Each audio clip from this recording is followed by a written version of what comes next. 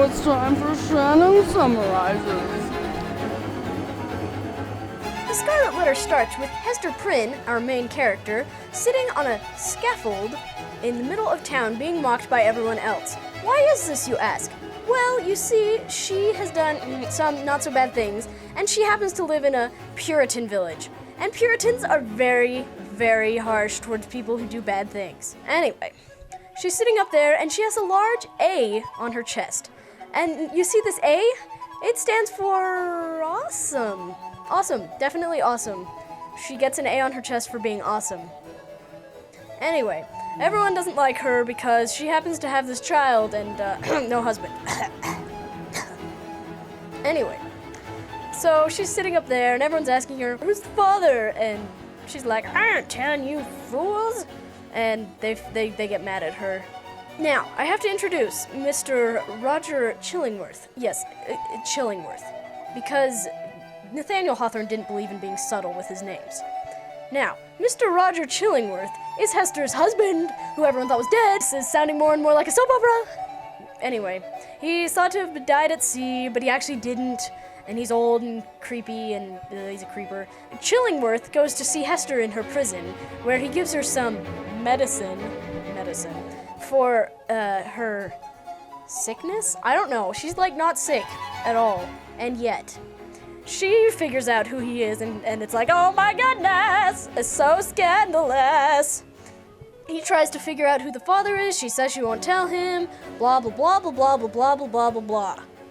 Now, we have to go to Reverend Dimsdale, who is a very important character in this.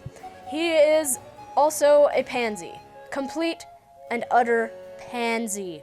Oh my goodness. Anyway, he feels bad because he is the father. He feels bad, and Roger Chillingworth comes and makes everything worse. You see, he's the bad guy because his last name has chilling in it. And now I need to talk about Pearl, Hester's daughter. Pearl is the devil. I mean, she's the truth. She represents the truth and is entirely symbolic and is not the devil at all. Just a sweet, innocent child who's mostly a symbol. So, nobody likes her because she represents the awesomeness of Hester Prynne. And she doesn't like anyone else because she's a brat. So Hester and little Pearl, go for a walk in the forest because I go on walks in the forest with symbolic children, all the time. And then, who should they meet in the magical forest? Dimsdale! Oh! Family reunion! Except much creepier. Then Hester says, hey, we should blow this pop stand. Why should I have to deal with all this, awesome stuff when I can just leave and no one would know about all the awesomeness that happened? And then Dimsdale's like, oh, I don't know, I'm pansy. So anyway, they finally agree that they will leave Boston and go somewhere where there aren't Puritans. And that's all good, except for Dimsdale's like, I'm just gonna go confess. Except for it takes 50 pages to just, have Hester walking down in the crowd of people. It took me forever to get to the interesting part. And basically Dimsdale's like, I am the bad guy. Dead.